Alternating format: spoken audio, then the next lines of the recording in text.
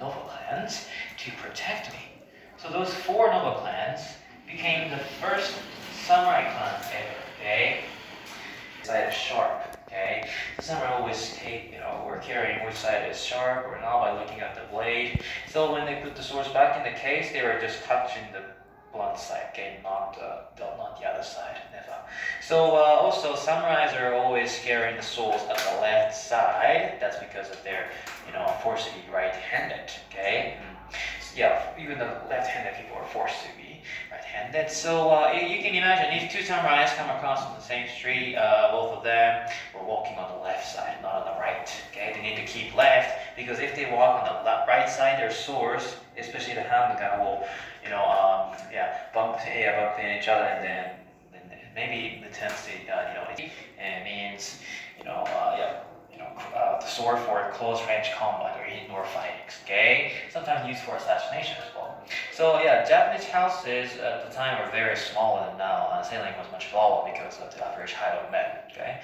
So this one is much easier to handle and conceal, okay, for such situation. And these short one, long one, they're always carried together, okay? They're like a combo, so they're called a daisho in Japanese, okay? Yeah, which means combo in Japanese, okay? Obviously, this is not for fighting, it's too small. So do you know why samurai use such a short sword like this? Do you know what was this for? What's the purpose? So this one, this one was used for seppuku and harakiri, which is a ritual form of suicide for samurais, okay? Samurai, they cut the blade like this. It was for recovering their owner or avoiding the capture or torture, okay? So sometimes they're carrying 3 swords right here, okay? So tachi is a longer and always a katana. It's like a prototype of katana. Okay, this design made it perfect for slashing down enemies while they're riding on horses. Okay, and the tachi was always hanged from the belt of samurais with the blade facing down, while katanas were directly tucked into the belt with the blade facing up like this.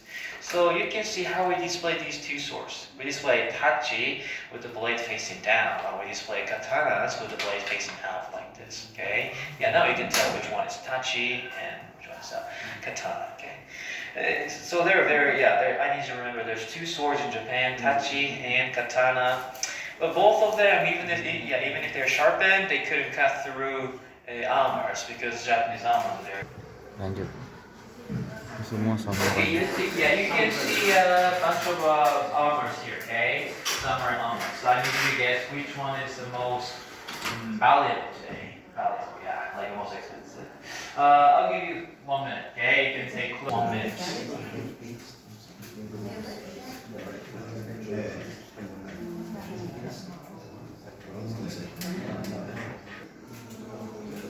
Okay, 10 seconds left.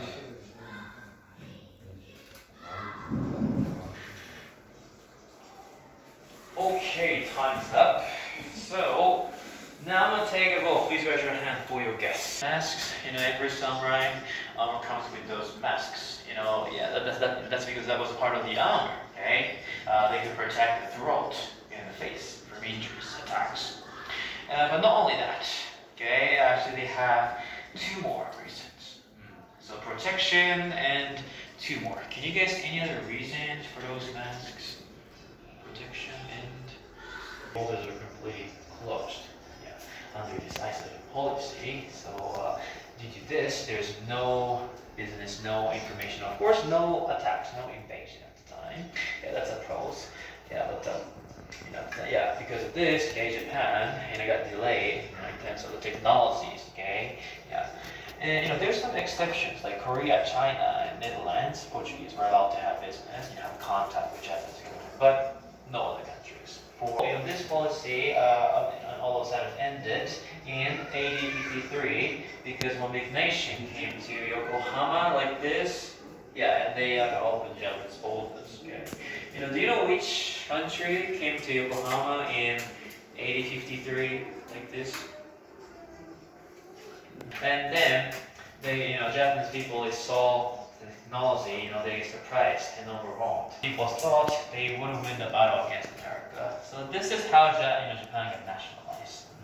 But after this, okay, the civil war happened, okay, because samurai were divided into two groups as to whether open borders or not. Okay, please look at this side. I want to talk about the samurai.